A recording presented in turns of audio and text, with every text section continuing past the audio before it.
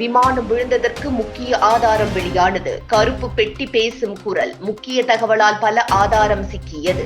2025 June 12ஆம் தேதி காலை அகமதாபாத் விமான நிலையத்தில் இருந்து புறப்பட்ட ஏர் இந்தியா விமானம் லண்டன் கேட்விக் விமான நிலையத்தை நோக்கி புறப்பட்ட பின் வெறும் 30 வினாடிகளுக்குள் மெகானி நகர் பகுதியில் உள்ள ஒரு மருத்துவக் கல்லூரியின் விடுதி கட்டிடத்தில் மோதி பயங்கர விபத்துக்குள்ளானது. இந்த விபத்தில் பயணித்த 242 பேரில் 241 பேர் உயிரிழந்தனர் என்பது நாட்டையே உலுக்கிய செய்தியாக மாறியது. ஒரே ஒரு பயணியின் உயிர் தப்புதல் தான் இதற்குள் சிறிய நிம்மதியளிக்கும் செய்தி. விபத்தின் பின்னணியில் என்ன நடந்தது, ஏன் இந்த விபத்து நேர்ந்தது என்பது குறித்து இணையத்தில் பல கோணங்களில் விவாதங்கள் வெடிக்கின்றன. குறிப்பாக விமானத்தில் ஏற்பட்டதாக கூறப்படும் மின்சார கோளாறுதான் இந்த மாபெரும் உயிரிழப்புக்கான முக்கிய காரணமாக தோன்றுகிறது.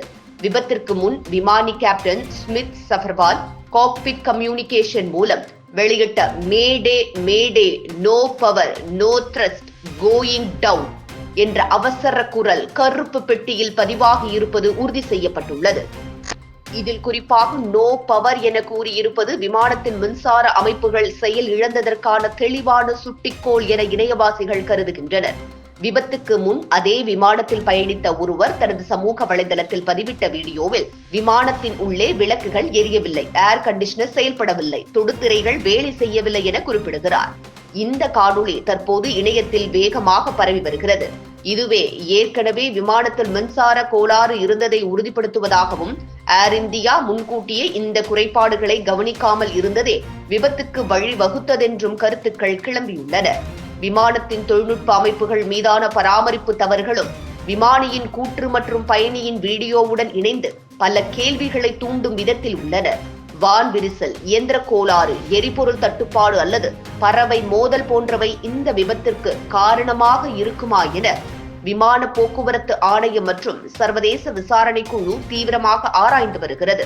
ஆனால் மின்சார கோளாறுதான் முதன்மையான காரணமாக இணையதளத்தில் அதிக ஆதாரங்களுடன் பேசப்படுகிறது. விமானங்கள் புறப்படும் முன் அவற்றின் அனைத்து இயந்திர அமைப்புகளும் பரிசோதிக்கப்பட வேண்டும்.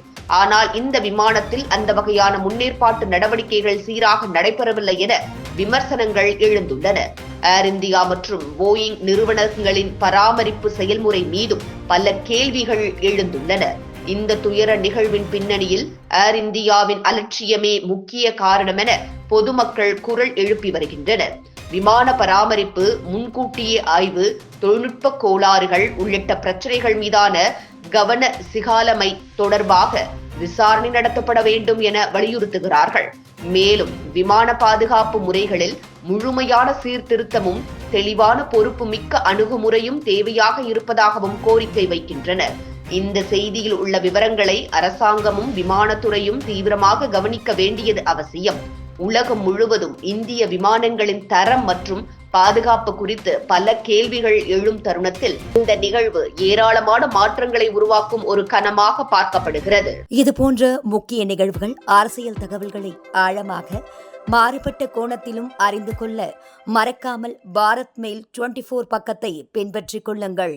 உங்கள் ஒவ்வொரு ஆதரவும் இது போன்ற பல நிகழ்வுகளின் பின்னணியை அறிய உதவும்.